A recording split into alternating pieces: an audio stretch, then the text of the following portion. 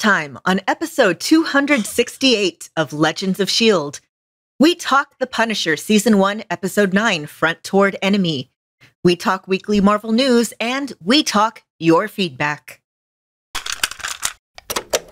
I'm Josh Liston from On the Bubble podcast, an oral history of television fandom, part of the Gonna Geek network, just like the show you're checking out now. Shows on the network are individually owned, and opinions expressed may not reflect others. Find other awesome geeky shows at GonnaGeekNetwork.com. You have been granted clearance by Director Alfonso Mack Mackenzie. Stand by for a S.H.I.E.L.D. debriefing.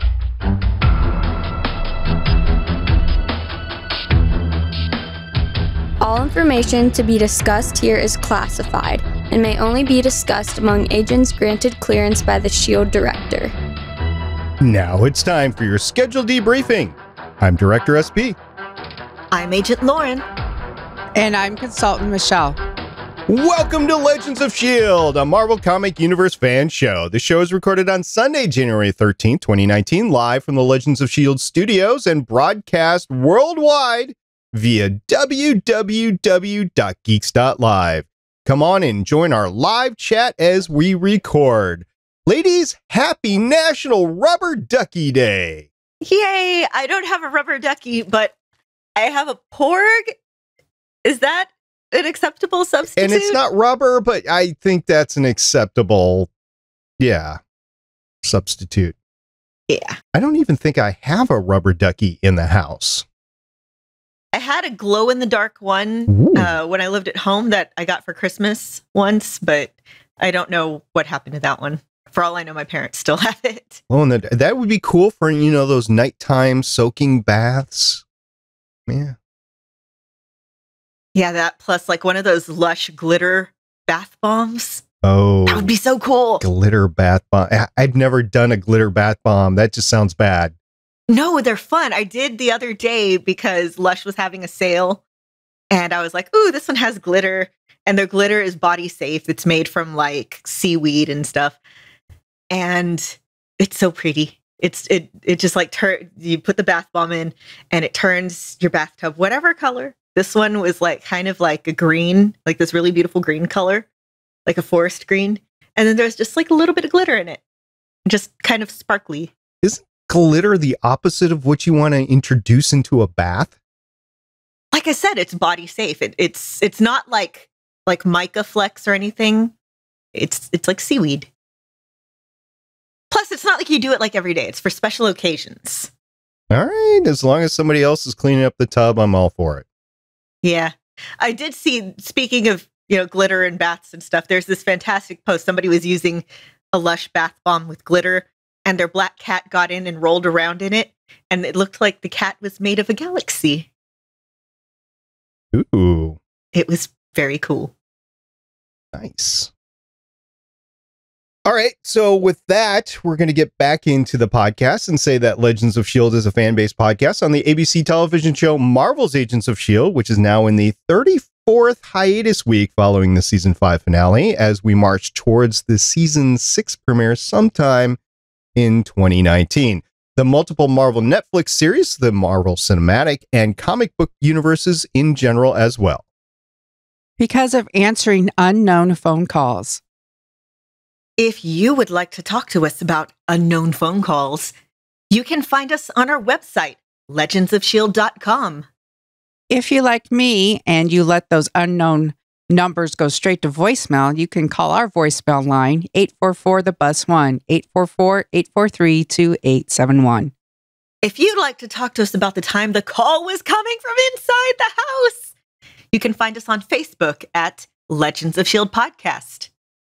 If you're like me and you don't use your phone for phone calls, instead use it for Twitter, you can find us on Twitter at Legends of S.H.I.E.L.D. If you're like me and like to watch YouTube videos late at night when you should be asleep, you can find us on YouTube at youtube.com/GonnaGeek. If you have an Amazon device, you can tell it to enable Legends of S.H.I.E.L.D. skill.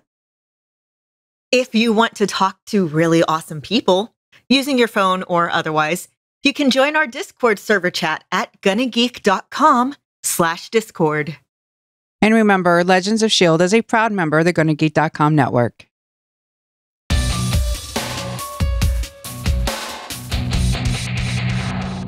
This podcast is all about Punisher episode Front Towards Enemy. And as a reminder, all 13 episodes aired on Netflix November 17th, 2017. Season 2 is set to air later this week as we record. So we didn't make it before season 2, but we're so like a month apart. Then I think that's good for Legends of S.H.I.E.L.D. I think we've scored a minor victory here. All right. So, Lauren, who directed this episode of The Punisher? This episode was directed by, and I'm sorry if I mispronounced this name, Marc Jobst, who has 28 directing credits starting in 2000. And a lot of these I really, really like. The first credit is a short called Calling the Wild. There's also an episode of EastEnders, 5 episodes of Casualty, which is like British ER, essentially. 1 episode of Inspector Lewis, 2 episodes of Waking the Dead, 2 episodes of Upstairs, Downstairs, 2 episodes of The Musketeers. And here's where I start to get really interested. 1 episode of Hannibal. I looked and saw which episode it was. Good episode. Then again, I think every episode of Hannibal was good. 1 episode of Hemlock Grove. 1 episode of Black Sails, another fantastic show. This episode of The Punisher. 1 episode of Runaways, 2 episodes of Luke Cage, 2 episodes of Daredevil, and 1 episode of Berlin Station. What an impressive resume. No wonder that this episode was captivating. Now, Michelle, who wrote this episode? This episode was written by Angela LaManna, has 3 writing credits starting in 2015, including 1 Hannibal, 1 episode of The Punisher. Angela was a story editor for the 13 episodes of this season, and also has written 2 episodes of Channel Zero. And The Punisher is based on the Marvel Comics by Jerry Conway, John Romita Sr., and Ross Andru. Haley's not here, by the way. She has elected to take some personal time off for the week. Often this is part of the show that she comes in and tells us what the title really doesn't mean, but it's supposed to be what it means. The title of this episode is Front Towards Enemy, and we often equate the title to the theme of the episode. I'm going to state the obvious here. Front Towards Enemy is what is printed on the front of Claymore mines, and there were a bunch of Claymore mines, at least in their explosive spirit. I don't know if they were actually Claymores still. They could have been modified, but they were the casings for Claymore mines that were strapped all over Curtis as well as throughout the room. So if it was going to go off, I think that place would have been shredded with Claymore explosives. However, there's probably some other subtle meanings towards this. I think part of it has to do with Mr. Punisher as he was running away. What do you think, Michelle?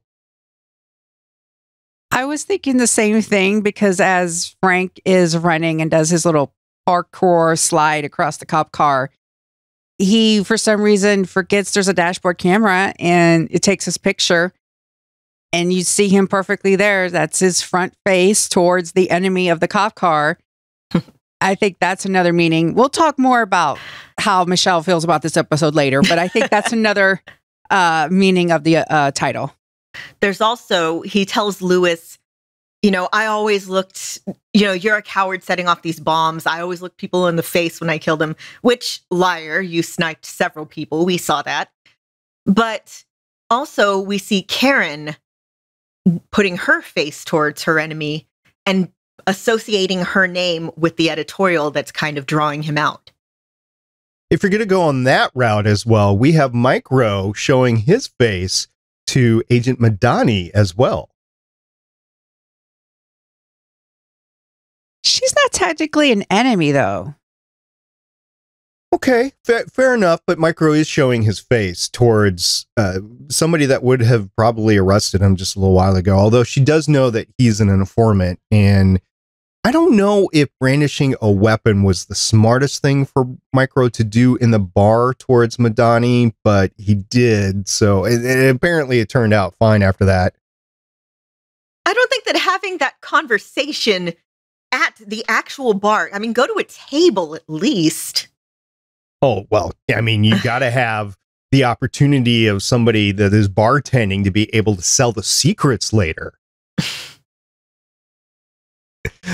Anyway, this episode, we start talking about the fights a lot, especially since this is the Punisher. We didn't get actually any Punisher fights, although there was Punisher action with him running away later. There was the fight between Lewis and Curtis, and I think that was actually well done on screen, especially since Lewis knew that Curtis had a prosthetic leg, and that if he removed that, it would put Curtis at a disadvantage. And Curtis was trying to protect that leg for a while, but he just couldn't hang on to the leg. Unfortunately, Lewis did get to it. I think that fight was pretty well done. I, at the end, got really squeamish because Lewis used the leg to pummel Curtis with, and I did not like that at all. No, that was really upsetting. And you're supposed to be upset. It's, again, Lewis went from somebody who you feel sympathy for to somebody who, again, has kind of squandered all that sympathy. He's sent these bombs. He's attempted to kill another character that we have a lot of sympathy for in Curtis. And he did it in a really despicable way you don't take somebody's prosthetic. That's just, it's not done. And then to beat him with it, it's humiliating. Curtis brings that up later, how not just angry he was with himself, but how humiliated he was by that. And that's understandable. We have been discussing how the Lewis storyline was going to tie back into this. And we've come up with some pretty good ideas. We kind of thought Russo would prey upon Lewis and try to manipulate him and use him against Frank or something like that. First, we learned that Lewis has been staying at O'Connor's with his dead body there on the easy chair. Okay. And then all of a sudden, he's now has this manifesto and is bombing the NYPD, the FBI, and the ATF. I feel like this is coming out of left field. I mean, I know we've spent some time with Lewis, but then he's gone away, and a lot of the stuff has happened off camera. I was just kind of thrown by this development in Lewis. If you're watching the series episode by episode, like right after each other, I could see a less disconnect because we did see him get berated by the cop and arrested basically by the cop at the front of the courthouse steps. So he feels slighted by law enforcement in general. He also felt slighted by Frank for letting him take the heat of it, and Frank lied to him as well. If you had watched the last 4 episodes back to back, I forget how long back it is, it might be 5, you get to see his progression, or regression is actually a better term, into the state he is now a lot better. But yes, you're right. The last episode or 2, there was very little Lewis to equate to bombing a bunch of law enforcement offices in the heart of New York City. I did not think that this is the way things would go, especially what is his connection with Karen Page? I didn't understand that. Why did he send the letter specifically to her? I think because previously in the past, she was connected with, she wrote those articles about Frank in the Daredevil season. And see, I'm going to have to disagree with you about this isn't a logical progression. I read up and I listen to a lot of things about crime, true crime, things like that. And a lot of times when people feel that there's a certain type of person that when they feel like they're at an impasse, they self-destruct and decide to take everyone with them. And you see it there's this type of killer called family annihilators. There's there's the suicide by cop people. I remember I was on my way to work one day and I ended up being 3 hours late because there was a woman who was on her way to work, same place as me, and then just all of a sudden decided to turn around and drive the wrong way on the highway and take out as many people as she could, along with herself. She lived, thankfully. I don't think I'm not sure if there was any fatalities. It was like a decade ago, maybe. But a lot of people were injured. And it's this murder-suicide urge. And he has decided that Lewis has decided that he's a martyr. He wants to think of himself. He thought of himself as a hero, so now he wants to be a martyr. You saw this with, I know they never say to name killers, but there was a cop who went rogue in LA several years ago. And he did kind of the same thing and hunted down, after he was fired from LAPD, he kind of stewed on that for a few years and then hunted down cops and their families. And it caused a huge panic across the city. And it's that same sort of, I know I'm not going to make it out of this alive, but I'm going to send a message. And I think that's what he's doing. It's not so much as like the progression of his PTSD. I know that's why Curtis tried to actually talk Lewis into coming in. I understand, because I know Curtis would have been like, if I just called the cops and had the cops go there, he probably would have blown himself up and taken a whole bunch of cops with him. I did understand why Curtis went over and to try to find Lewis and to talk him down and to bring him in like that. I'm just talking about from a viewer point of view. We haven't talked about Lewis at all for, I think, 2 episodes at least. And it's just that we've been talking about how does his storyline tie into this. I'm talking about like it's very convenient that all of a sudden now we've got Karen back. To quote Neil from the Starlight Tribune, because plot, to me, that's why I think a lot of it is just, oh, let's bring back Karen Page. How come for this? Lewis has gone away, and then all of a sudden he comes back like this. It's just, for me, a writing thing. I think character-wise, it does make sense. But for a viewer, all of a sudden, because I am watching these one at a time, and it's just like, I guess if you've been binging it, you could see it, but I'm watching them one at a time, and it was just like, whoa, where'd this come from? I will say that I wish they had not dropped him for 2 episodes, but again, he's supposed to be, I would say, a dark mirror to Frank, but Frank's already dark, so how do you make that darker? But we see Frank, he's a veteran with PTSD, and he's on a personal mission to take out the people who he feels have wronged him. And here we have Lewis, a veteran with PTSD, who he feels is on a mission to take out the people who have wronged him. So where do we, the viewers, draw that line? Where does Frank draw that line? Where do the people around him draw that line? And we have Karen as this kind of link between them. Karen wrote the sympathetic articles back in Daredevil when Frank was first introduced. So that's why I think Lewis latched on to her. Again, this is kind of very Unabomber-esque with here's the letters and you print them out or else I'm going to bomb more people. And I'm trying to figure out how to say this. We see Frank getting furious when Lewis says, I'm just like you. And Frank's like, you're nothing like me. And really the only difference so far is the methods by which they've killed people. And Frank brings that up. Yeah, Frank brings that up. Bombs kill more indiscriminately. Frank kills generally more up close and personal, but we have seen him snipe people.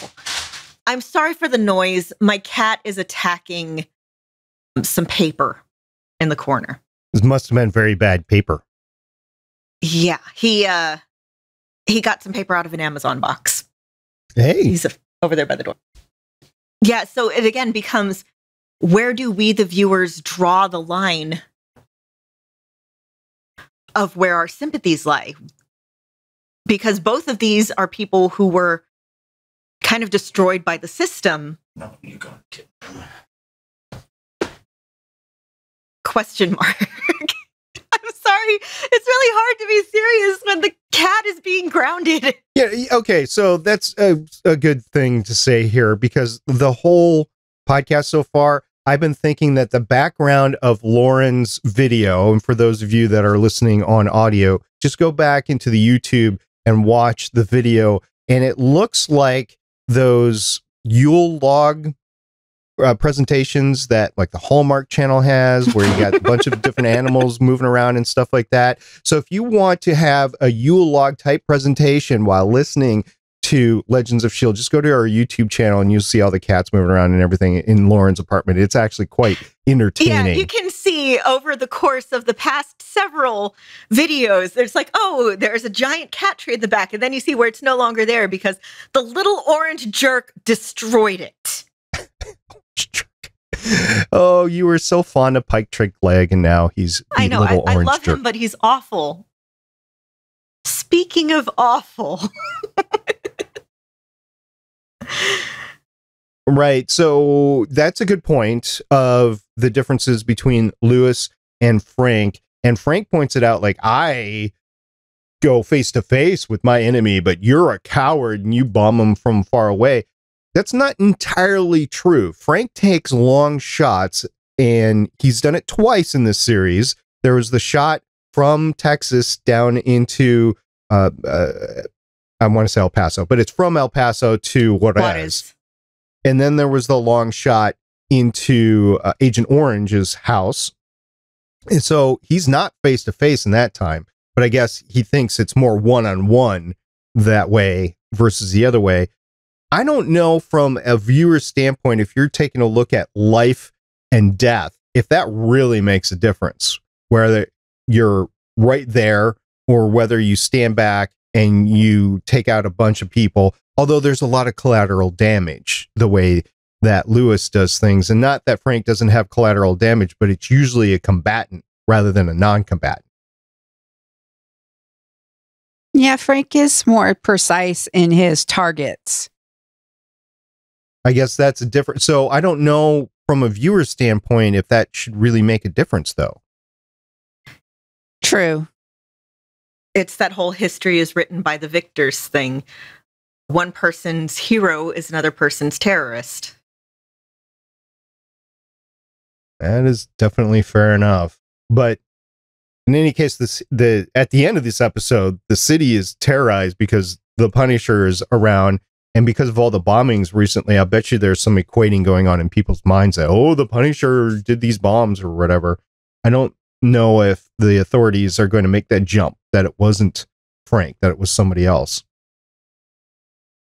And it's going to be difficult now that Micro has made those connections with Madani on exactly how do they proceed forward here.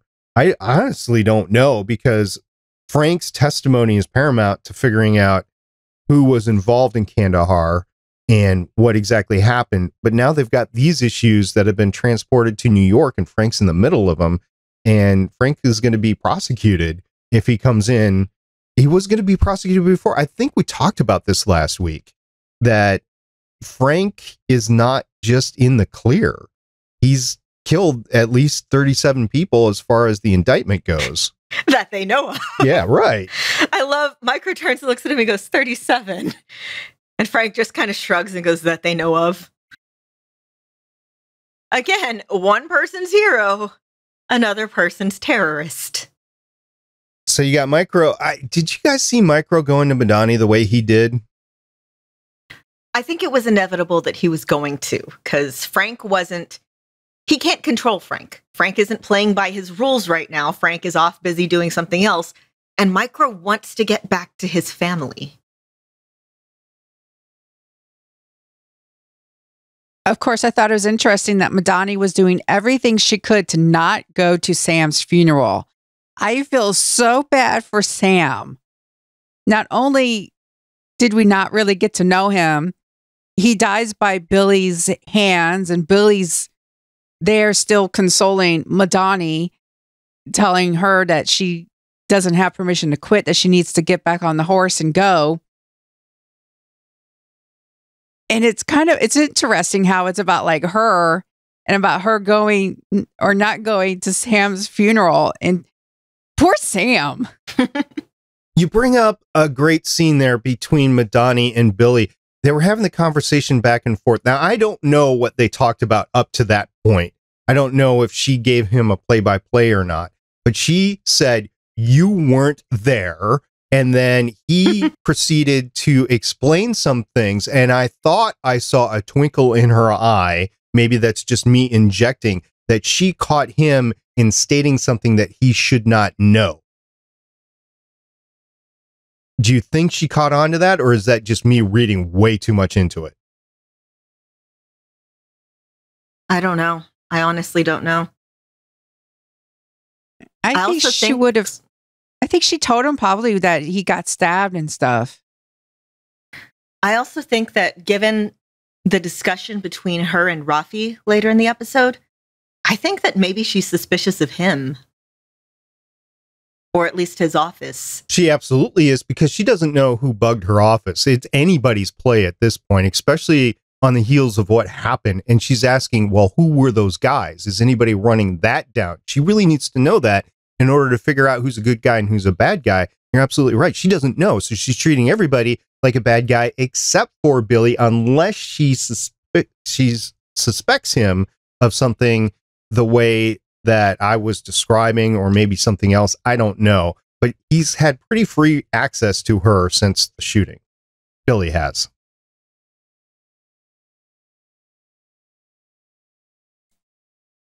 I have a question. Quest. Why do you think Lewis tied up Curtis and planted the bombs on him?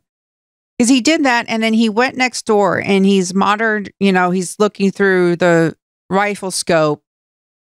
What was Lewis thinking was going to happen? Was he waiting for the cops? Was he just... He was eventually going to call the cops. I think the optimum solution first of all, he might have not known, but once he was actually observing the place, I think the optimal solution was that he was going to call the cops. Cops show up. He would activate the bomb, and then it would take out some cops, and then in some miracle where they don't discover the cell phone that activated it, they would have thought that Curtis himself, even tied up in the chair, was the actual bomber, and it was his manifesto, and that he killed Frank, and that Lewis was trying to frame him. But there is so much wrong in that scenario that it wasn't going to work, even if that's what his plan was, which I don't think it was to begin with. I think he was just reacting and trying to get rid of Curtis. I think you're right about Curtis being bait, and when the cops come, he was going to kill as many cops as he could. But I think it was, again, me listening, reading way too much true crime stuff. I think Curtis was sort of symbolic. I think Curtis was supposed to be like the whole Sic Semper Tyrannis thing, thus always to tyrants. Curtis was somebody who he felt betrayed him. Curtis told Billy not to hire him.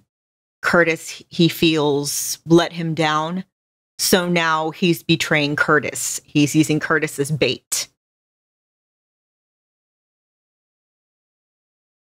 So what do you think about that, Michelle, based on what we both said? Now that makes sense. Okay.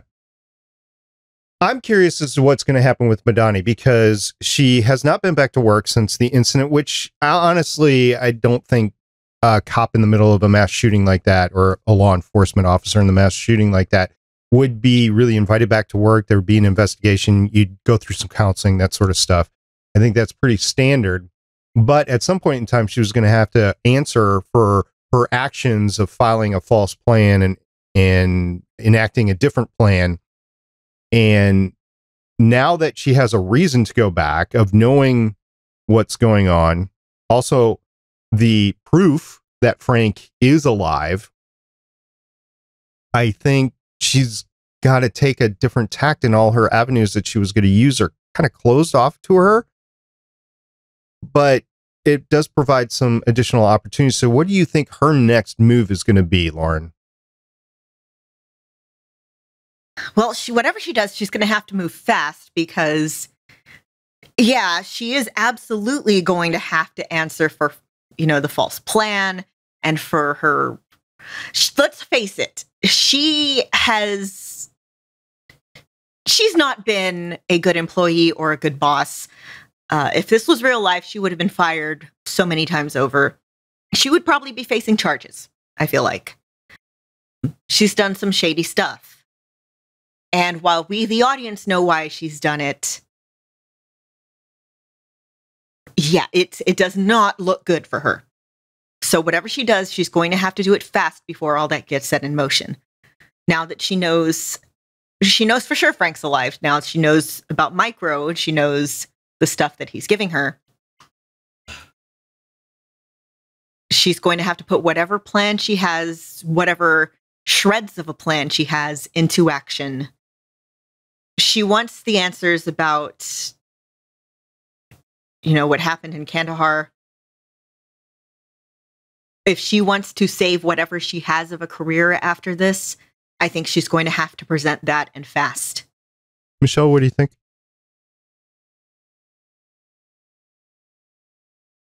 She's going to have to figure out who she can take things to, because Rollins is high up in the CIA. Now she's going to have to figure out who can she trust. Is it the FBI? Is it someone in Homeland? Because she's going to have to get it to a point where Frank's testimony will actually do something. If she brings Frank in now, he could testify to whatever, and it might not go anywhere. She needs to create a situation where Frank's testimony is necessary and will actually do some good. Do you think that she could use Micro as her guy in the chair as she approaches Raffi to make sure that he's on the up and up and not in bed with Rollins or Agent Orange? Possibly. I can see her doing that sort of team up, especially since she's got to depend on Micro anyway, and she's got a history of knowing what Micro has done in terms of leaking the video and then knowing what he does about everything. I think that Madani, her only choice at this point is to go to Raffi, give him some version of the truth, maybe not give him all the information, but enough that it makes her actions make sense. I don't know if this is going to cause her getting frozen out, but she was going to pull the nuclear option anyway at the funeral. That is obviously not going to happen at this point. So she has a chance to continue playing like her mom. Oh, gosh, I love her mom. It's so cool having her mom. I mean, it's a bad situation that she's Madani's holed up at home and everything, but her mom just, I think the gravitas of her character is just amazing, and I wish we would see more of her, but it's not her show, it's her daughter's show. That's why we have The Expanse. Shora Agdashlu for everything. I've seen her in something else recently, too. I forget what it was. It wasn't a Hallmark holiday movie, but it was something in December. And I was just floored that I saw her again. I'll have to remember what it was. It was great. All right, Michelle, is there anything else about this episode that you want to talk about? I know you had a lot of things to say about the episode. I don't know if we covered everything or not yet.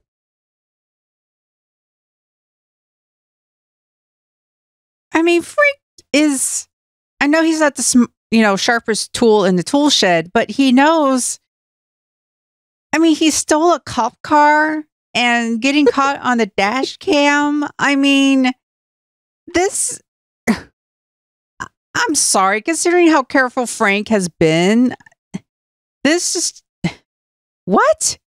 Well, pulling the hood over his head protected his identity, right? Okay, so first of all, my mom taught me never to jump in front of cars. So why did he should have just gone around the back. But anyway, at first I was like, did he do that on purpose? But then you get to see his crap face when he gets back to, the base. And it's just like, Frank, what were you expecting? You threw a rock at a cop and stole their car. This was not going. What were you expecting? Should have just kept parkouring there, buddy. Yeah, like what was he even thinking? Attacking the police? I mean, it's not really smart. Yeah, I mean, up until this point, he's been very careful and very. And I think that was the point. I think everything with Lewis rattled him. Like a lot, being pointed out how much alike they were. And he's like, but I'm not like that. And I think it shook him up to the point where he wasn't thinking. I think that's what we're supposed to take from it. Because the Frank that we know does not make stupid mistakes like this. And this was stupid. This was, you wouldn't do this when you were playing Grand Theft Auto, stupid. This is like 4 stars right there. Yeah. No. He's very loyal. He's even loyal to Billy because he hasn't been proven that Billy is the bad guy. And I think he'd go to hell and back with any of those guys. And Curtis is one of them. And he's really got Curtis's back, especially since he basically said to Curtis, and I don't think this was him fluffing up Curtis at all. It was basically saying that you have done more coming back than anybody else. And it has really shown what the bonus is of you coming back. And it was my fault that you had your leg cut off from me. So he was there, not in his right mind. He was all in with Curtis. I mean, okay, so it is in his right mind, but he was all in and tried to save Curtis. And then these are the consequences after the fact. So you're right. Frank is usually more careful, but this was like the one scenario. I guess another scenario would have been Karen, which put him in this scenario to begin with. But this is the one scenario, or one of a few scenarios, that got him off his plan and out in the open. And now it's out in the open. We'll see how New York and the authorities respond to this. And this, I believe, gives Rawlings, Agent Orange, the full authority to go in and go after the Punisher with actual CIA resources now. Yep. Another thing that I want to talk about really quick is Billy Russo's conversation with the senator. For the listener to the podcast, none of us have watched beyond this. We are watching one episode at a time, so we don't know what's coming in the future. But there is obviously a reason why Anvil, led by Billy Russo, is now in the protection mode for the senator. I think we'll see that in future episodes of being a plot point, because they didn't just throw it in there for anything. And that was interesting, the conversation that they had back and forth between an anti-gun senator and a protection agency, which obviously uses violence and force to accomplish their jobs. Yeah, that whole line of, do you know how bad it would look if somebody who's trying to get me got shot in the head while I'm anti-gun? And then why are you even bothering hiring security? That's what Russo said. But then I like how he was like, well, we'll put them down in a humane way. Guess tasers? I don't think so, but we'll see how this one plays out. And I'm interested. I think this is great that we're actually watching this one episode at a time. We haven't seen the rest of it. And for the most part, I don't think we're spoiled either. So, especially since it was so far away. Yeah, there's one thing I know for sure is going to happen, and that's because character's name. I know what's going to happen. Yeah. But other than that. Okay.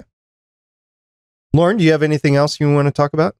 I think I have talked all of it. Awesome. Next time, we're going to go over the Punisher season 1. I have to say season now since we'll be in season 2. Season 1, episode 10, Virtue of the Vicious. And that is one of the 4 episodes we have to cover left. Michelle, in the meantime, somebody wants to listen to something else to fill their time with, do we have a suggestion for them? We sure do. Go to geek.com. Podcast Network has over 20 shows. One of them is the Stargate Tribune. In episode 223, it's season 7.5 edition, The Virgin Gary. The Stargate Tribune reporters Stargate Pioneer, Michelle and Chris, review the Legends of Tomorrow season 4 premiere episode, The Virgin Gary. The reporters discuss how the show successfully reinvented itself into season 4 with Constantine and magical creatures, the amazing addition of Tom Wilson to the cast as Nate's dad, how Sarah and Ava's relationship continues to grow, rating Sarah as captain, the return of Axel, and of course, Gary's lost nipple. Again, that's the Stargate Tribune, episode 223.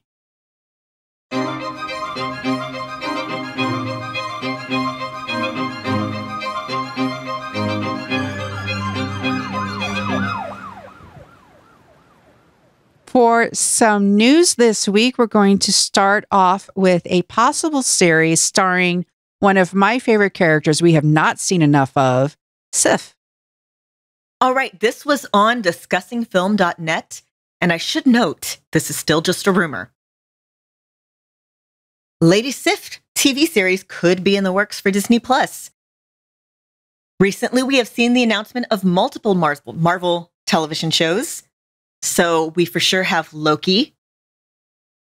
That one is the only one that has been officially confirmed by Bob Iger. However, other shows such as Vision and the Scarlet Witch, Rocket and Groot, and Falcon and the Winter Soldier, and Nick Fury have been reported as in development. And Vision and the Scarlet Witch has been said to be helmed by Jack Schaefer, and Malcolm Spellman is supposed to be developing Falcon and the Winter Soldier. But according to this discussingfilm.net rumor, we could have a Lady Sif TV series in early development. As soon as I heard this, I asked in the Discord channel if Blind Spot has still continued, because I have not been watching Blind Spot for a while, and I have not paid attention to the renewal or continuation or cancellation news on that. And as far as everybody has said, the show is still ongoing. Yeah, it's still on. I know that Blind Spot is still going because Ashley Johnson is still in New York and not on Critical Role on Thursdays. Hi, I'm a Critical Role fan. I am a critter. And Ashley Johnson is brilliant as Yasha, but she's always in New York, so we never get to have her. And it's sad. I am unclear then of what Jamie Alexander's availability is. Now, oftentimes you get TV stars that go in the off season, they do a movie or something, like even a TV movie like the Hallmark Channel stuff. But yeah, it would probably be, we know that the other shows would be like 8-episode limited series. They all have about $100 million budget. And I would love to see more Sif. We've all been very vocal on how much we love Sif. And personally, I would love to see Blind Spot over because I would love to see more Ashley on Critical Role, and for her. And she, by the way, Ashley Johnson recently engaged to Brian W. Foster, the host of Talks Machina on the Geek and Sundry channel. And so very happy for them. Ashley Johnson, by the way, also in the Marvelverse, she was the waitress that was in Avengers.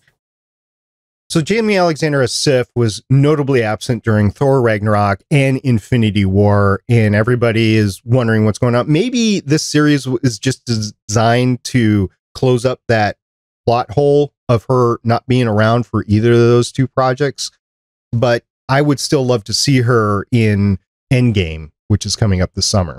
Yeah, maybe she shows up in Endgame and it turns out she's been on some secret mission, and the limited series is what the secret mission was. That would be fun.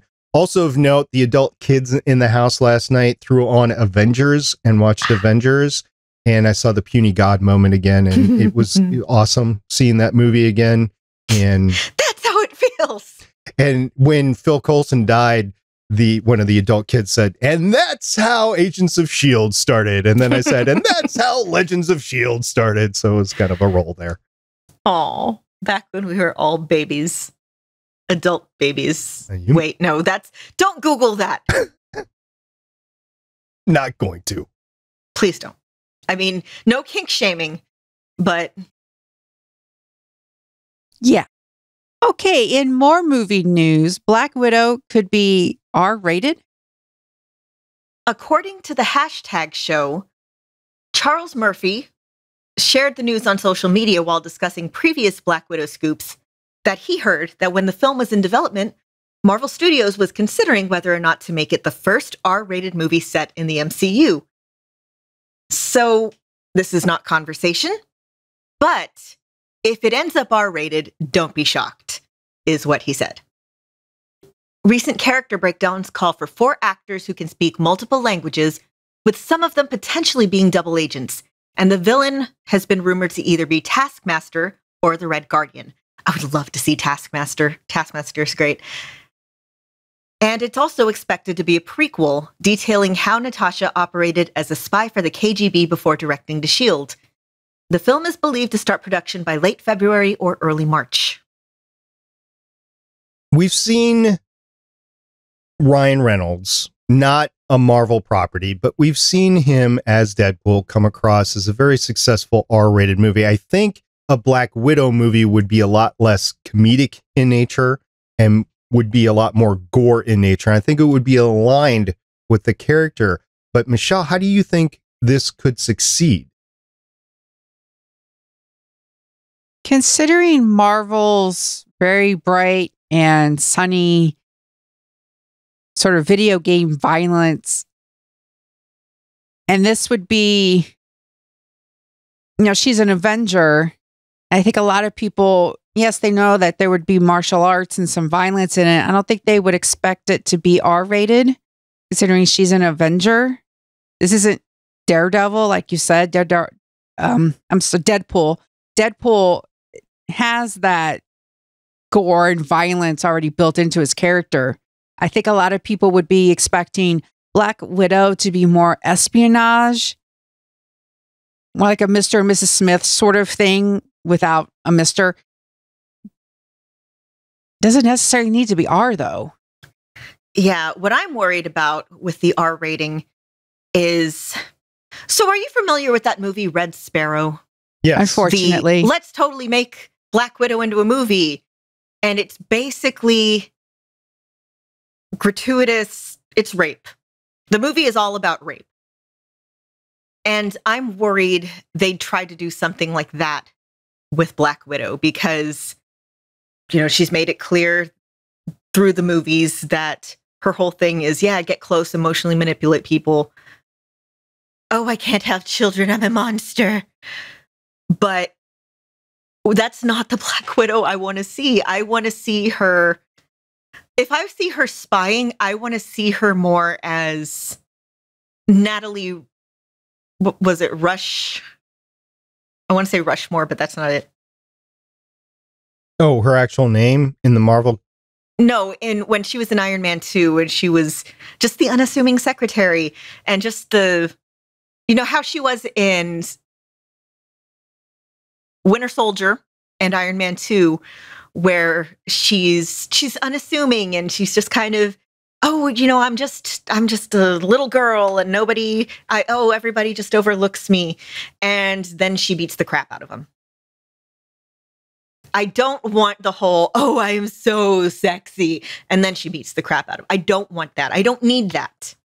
I saw her in Avengers, by the way, and there's that scene where she has legitimate fear when somebody asks somebody on the net to go take care of the Hulk. And she's like, okay, I'm on it. And you could just tell it was the one thing that there is no way that she could do. But aside from that, it didn't matter who it was, they would be that way.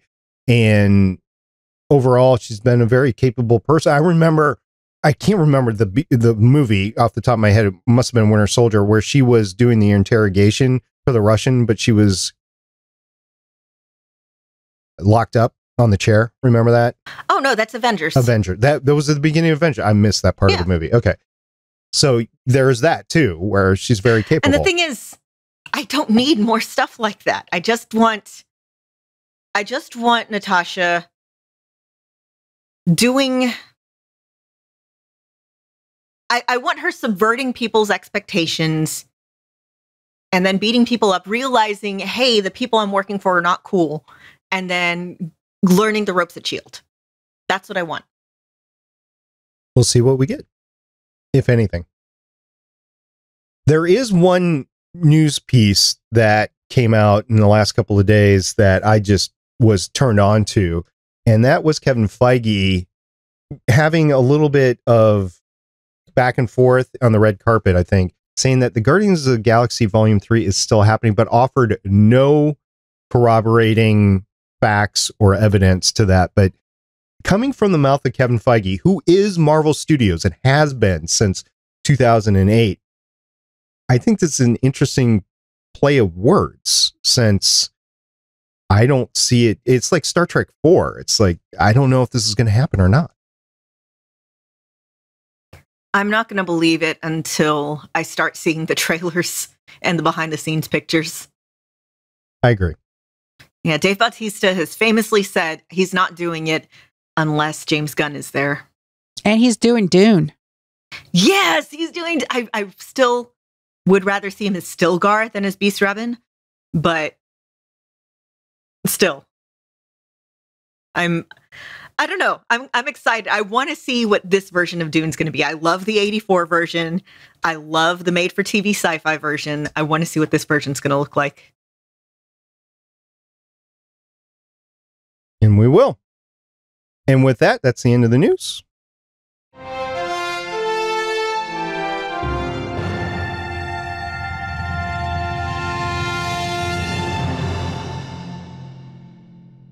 We had a lot of interaction this week with our listeners, including at Adana Girl. First off, Adana Girl said, found an interesting surname under the entries for some of my relatives in this 1860 Schenectady, New York city directory. Hashtag Groot, hashtag they are Groot. There are, in fact, on this directory, a couple of Groots. To which, in a conversation, Joshua Unruh replied, yeah, it's Dutch, I believe. I want to say there are some famous Van Groots in Dutch colonial history. Van Groots. So, who knew that Groot was Dutch? Yeah, there's 3 Groots on the list there, and that's pretty good. And I'm wondering if we can get them all together and they can say we are Groot. I think they're very dead. I think these particular ones are very dead. They're descendants, I meant. Okay. Like they're family members, descendants that are still named Groot. I wonder if we can get them all together and have them say we are Groot. I don't know. I feel kind of bad for people with unique last names or last names that are suddenly in, the movies, because kids are really cruel sometimes. True. Yeah. My best friend when we were kids, her last name at the time was Thurston, and people were just like, hey, Thurston, you thirsty. And that's not even clever. Well, at least they're not named Von Strucker, especially with The Gifted on true. Right now. Yeah. Although I've heard that The Gifted is not doing very well in the ratings for its time slot. So we'll see if it gets a renewal. But it's still so good. I need to catch up. But what is time? I have to admit, the season's been better than last year's. A lot less teen angst, which I don't like. I mean, it's still there, but it's not the crux of the whole thing. So, yeah. And then Adana Girl has something to say about Captain Marvel. Indeed. Is it wrong if I hijack my mom's birthday, March 8th, and force her to go see Captain Marvel? No. I don't think that's going to be I think it's going to be a fun ride. And Captain Marvel issue number 1, because they started again, came out this past week, and I bought several copies for the kids because they were all like, we want to know more about Captain Marvel in the comics. Do you have any Captain Marvel? I have Miss Marvel. They were confusing the Miss Marvel with Captain Marvel. I said, no, I don't have Captain. I actually had a little bit. And of course, there was the whole Civil War thing, but I'm like, that's not what you want to watch. So yes, they started with the pre-movie series going on right now. So I bought several issues of the Captain Marvel number 1. And yes, I know it's electronic because I get the digital code, but yeah, I gave it to him. I also highly recommend the Kelly Sue DeConnick run from a few years back, up until Civil War 2. Just ignore that. Ugh, so awful. Yeah. And when she was still Miss Marvel, I forget who was writing that particular run, but there towards the end, there was a really fantastic run that addressed her in the Air Force. And it was really good. And I'm blanking out, but. Yeah, so second trailer's out. There's a whole bunch of information on how much she had to train for this movie out. And at this point, I'm going to go spoiler free. I'm not going to really delve into the stories. I'm just going to get excited about seeing this movie in a couple months. Me too. I can't believe it. January is almost half over. Oh my God, you're right. I started investing in physical calendars again to keep by my computer to remind myself of due dates. And yeah, time is moving very fast all of a sudden. It is. I had to go back to a actual physical task planner manager, and the one I went with is called the Emergent Task Planner, and it's helped a lot because my time to do stuff has decreased in January 2019, and I just want to make sure that I try to get the most important things done, and that doesn't happen if you don't actually do planning, or it doesn't approach to be happening. But unfortunately, it is what it is, and we'll just see how that goes for the first quarter of 2019. And yeah, we'll see how that goes. So, meantime, I think we're done with the feedback for the week. Thank you, everybody, for interacting with us since whenever. It's been fun doing this podcast, and you make this all happen. In the meantime, we're going to have some fun, and we're going to dashboard cam parkour this one out.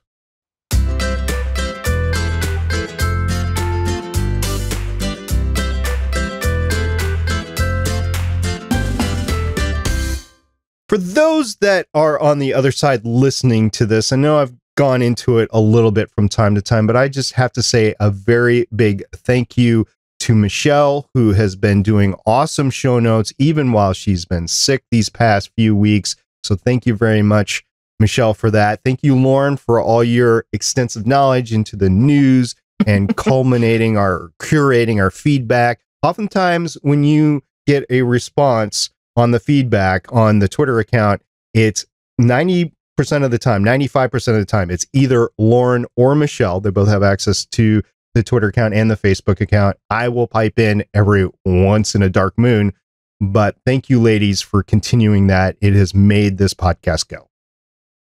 Thank you to everybody who's gotten a hold of us. And we love hearing from you. Feel free to get a hold of us anytime, talk about pretty much anything. We love hearing back from you. So thanks again. Thank you to everyone who listens. One of the great things about doing a podcast like this is that I came in not really liking this episode, but as we talked about it, I realized, oh, this episode actually wasn't as bad as I thought. So podcasting is fun and also enlightening. So thank you for listening to us. Indeed. You got some episode therapy in, didn't you, Michelle? Yes, I did. All right. And with that, until next time, I'm Director SP. I'm Agent Lauren. And I'm Consultant Michelle. See you guys in the cats next week. Bye. Bye. Bye.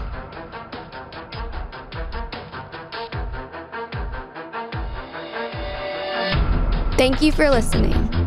If you want to leave us feedback, go to gonnageek.com and you will find all our contact information and other shows. You can also visit legendsofshield.com where you'll find our complete archive of podcasts. The music heard on this podcast is by Kevin MacLeod, found at incompetech.com, and also artists on pond5.com and audiojungle.net. The opinions heard on this podcast are those of the individual hosts and do not represent Stargate Pioneer Productions, Legends of S.H.I.E.L.D, or Gonna Geek. Agents of S.H.I.E.L.D. is the property of the Disney Corporation, Marvel Studios, and ABC. No infringement is intended.